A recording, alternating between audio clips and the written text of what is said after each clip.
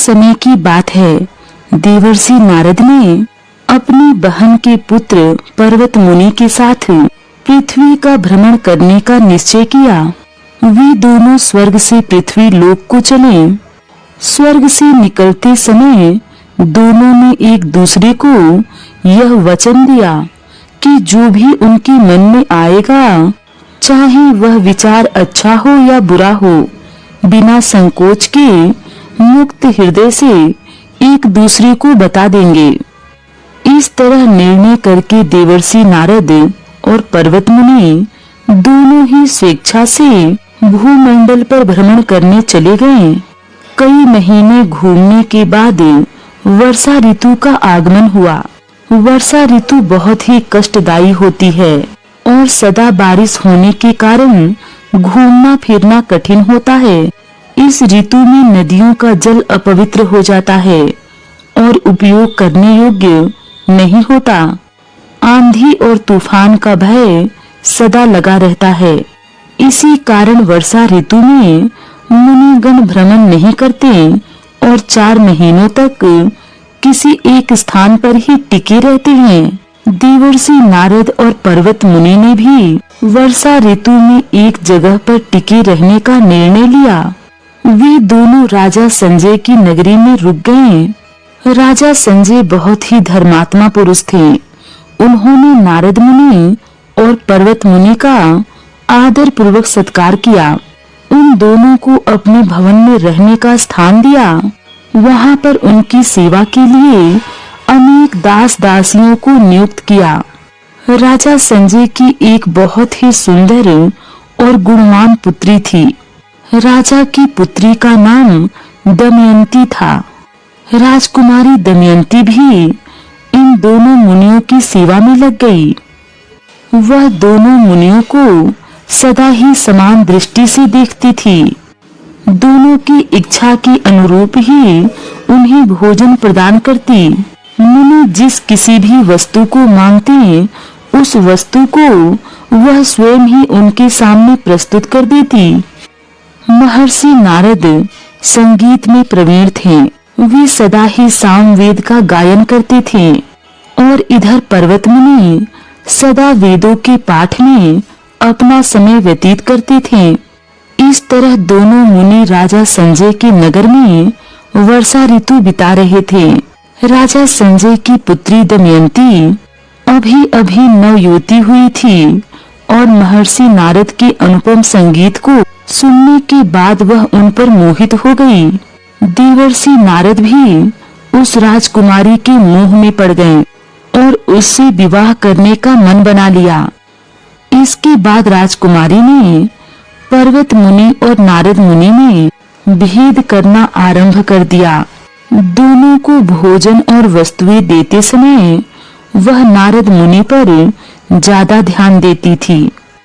पर्वत मुनि ने देखा राजकुमारी दमयंती नारद जी पर ज्यादा ध्यान दे रही है, मानो जैसे नारद मुनि उनके पति हों। तब पर्वत मुनि ने नारद मुनि से पूछा, मित्र, मैं क्या देख रहा हूँ?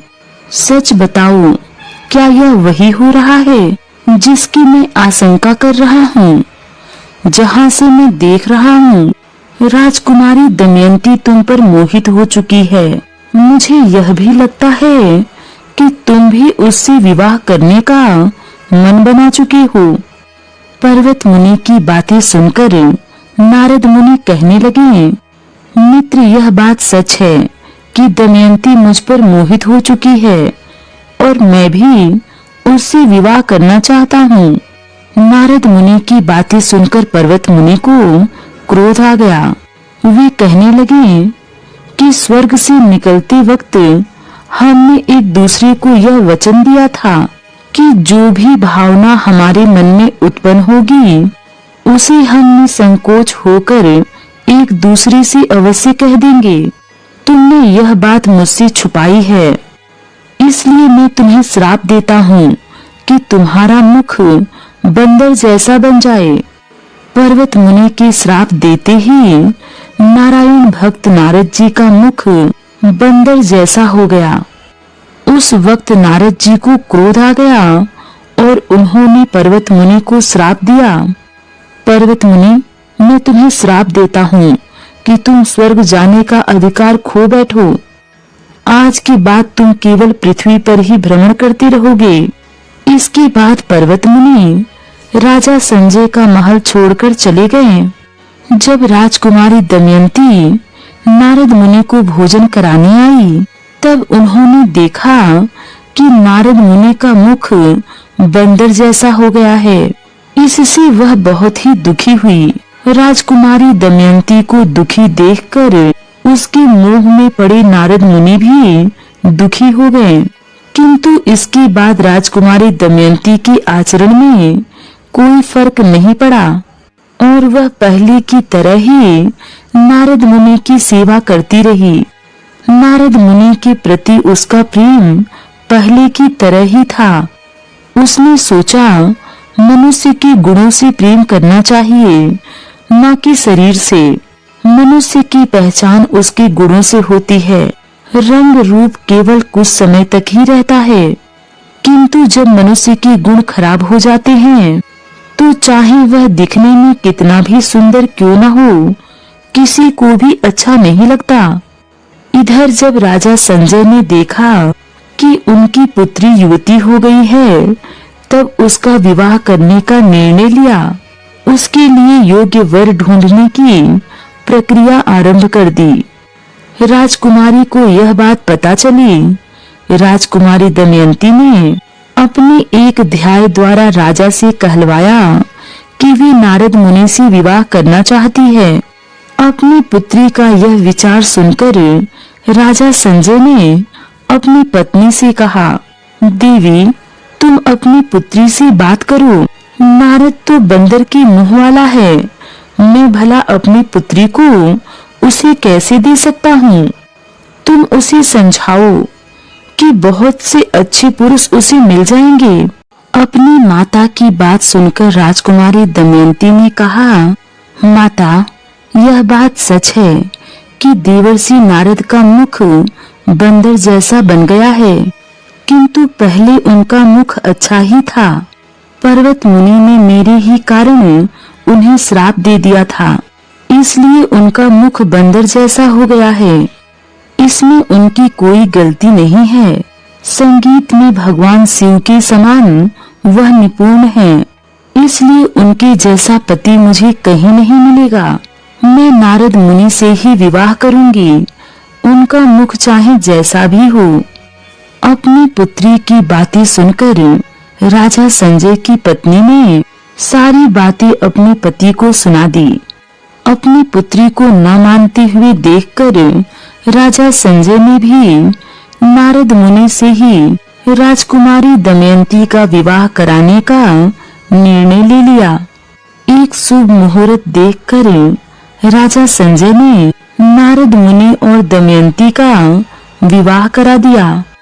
इसके बाद नारद मुनि राजा के महल में रहने लगे। कुछ दिनों बाद पर्वत मुनि भ्रमण करते हुए नारद मुनि का हालचाल पूछने के लिए फिर से राजा संजय के महल में आए।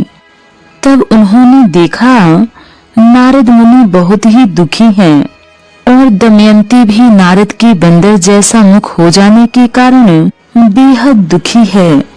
यह देखकर पर्वत मुनि को नारद मुनि और दमयंती पर करुणा आ गई। पहले दिए हुए अपने श्राप को याद करते हुए पर्वत मुनि ने कहा, मित्र नारद, आप रिश्ते में मेरे मामा लगते हैं, इसलिए मैं आपका और इन राजकुमारी दमयंती का दुख नहीं देख पा रहा हूँ। पर्वत मुनि ने कहा, मैं अभी तुम्हें पहले दिए हुए श्राप से मुक्त करता हूँ। इसके बाद नारद मुनि का मुख पहले जैसा ही सुंदर हो गया, जिसे देखकर दमयंती और नारद दोनों ही बड़े प्रसन्न हुए। जिसे देखकर दमयंती और नारद दोनों ही बड़े प्रसन्न हुए। नारद मुनि ने भी अपनी बहन के पुत्र पर्वत मुनि से कहा, मैंने भी क्रोधवश जो तुम्हें श्राप दिया था उसे वापस लेता हूँ। तुम अब फिर से स्वर्ग जाने के अधिकारी बन जाओगे। तरह नारद और पर्वत मुनि ने एक दूसरे को श्राप से मुक्त कर दिया और इस तरह नारद मुनि और राजकुमारी दमयंती का विवाह हुआ था।